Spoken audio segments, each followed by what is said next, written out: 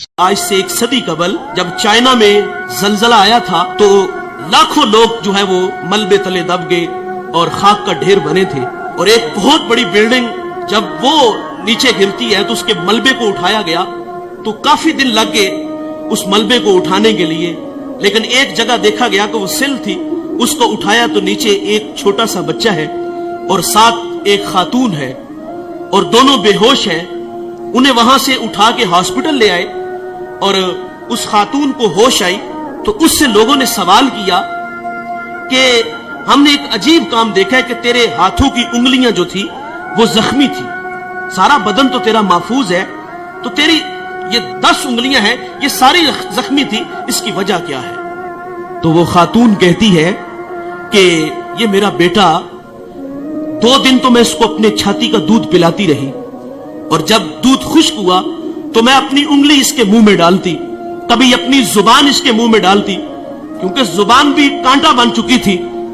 लेकिन ये बेटा खामोश नहीं होता था, रोता था और मुझसे इसका रोना देखा नहीं गया।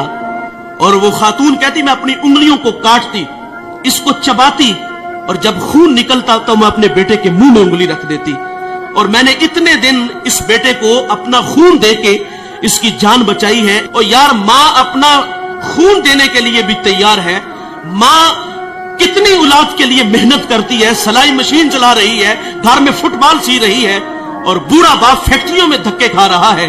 हम अक्सर रात लेट घर जाते हैं, किसी शहर से गुजर होता है तो फैक्ट्रियों से हम देखते हैं कि जवान भी निकल रहे हैं और रात 2 बजे बूढ़े भी निकल रहे हैं। जवानों को देख के ताज्जुब नहीं होता, बात समझ में आती है कि इनके ख्वाब है, कुछ सपने हैं, ये बड़ा घर चाहते हैं, ये बड़ी गाड़ी चाहते हैं, उसके लिए ये 18-18 घंटे मेहनत कर रहे हैं। ताज्जुब उन बूढ़ों को देख के होता है कि जिनके कदमों में अब चलने की सकत भी नहीं। ये वक्त तो खिदमत करवाने का था लेकिन ये फैक्ट्रियों में धक्के खा रहे। वालिदैन की अजमत को सलाम करता हूँ। ये 18-18 घंटे काम इसलिए करते हैं कि पहले हमारे बच्चे स्कूल में पढ़ते थे, अब कॉलेज में है, यूनिवर्सिटियों में पढ़ते हैं, अब खर्चे बढ़ गए हैं। उनकी तालीम को मुकम्मल करने के लिए वो 18-18 घंटे काम करते हैं। और उन बूढ़ों के पेशे नजर ये भी होता है कि हमने तो सारी जिंदगी मिस्त्रियों के पीछे दाबड़े उठाए, फैक्ट्रियों में धक्के खाए, कल को हमारी औलाद हमारी जगह पे न खड़ी हो। वो हमें आसूदा करने के लिए, आसूदगी देने के लिए खुद 18-18 घंटे काम कर रहे हैं। लेकिन अफसोस उन्होंने मेहनत से पाला, उन्होंने हमें माशरे में जीने के गुर सलीके दिए, हमें तालीम की दौलत से आरास्ता किया। माँ घर में फुटबॉल सी के बच्चों के लिए पैसे जमा कर रही है, कई बार हाथ जख्मी हुआ, सारी रात वो सिलाई मशीन चला के अपनी औलाद की तालीम के लिए मेहनत की। और हम इतने बड़े बने कि जब हम किसी आला मसनद पे बैठे तो अब माँ बाप खुद को छोटा महसूस करने लगे। ये रवैये हैं हमारे, वो हमें बड़ा देखने के लिए खुद हारे।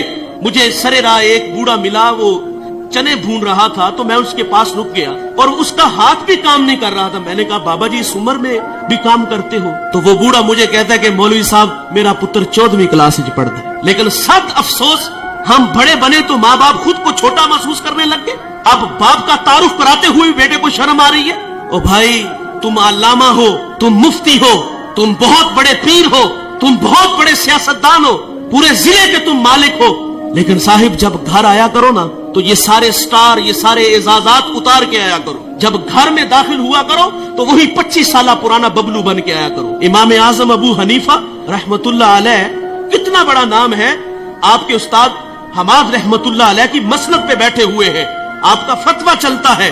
और माँ इमाम आजम को वही बचपन का वो जो है वो भोला बाला बेटा समझती है। और माँ अक्सर कहती कि मुझे ये मसला दरकार है, ये मैंने मसला पूछना है, फला जगह एक बूढ़ा आलिम है, चलो उसके पास मसला पूछने चलते हैं। बेटा ये नहीं कहता माँ मैं खुद बहुत बड़ा आलिम हूँ। माँ ने कहा उस आलिम के पास जाना है तो इमाम आजम सवारी तैयार करते, माँ को उस पे बैठाते और खुद नुकेल पकड़ते और आगे आगे खुद चलते, उस आलिम के पास जाते, दस्तक देते, वो बाहर आते तो उसकी हया से निगाहें झुक जाती और कहा मेरी माँ ने आपसे कोई मसला पूछना है तो इनकी जरा रहनुमाई फरमाइए।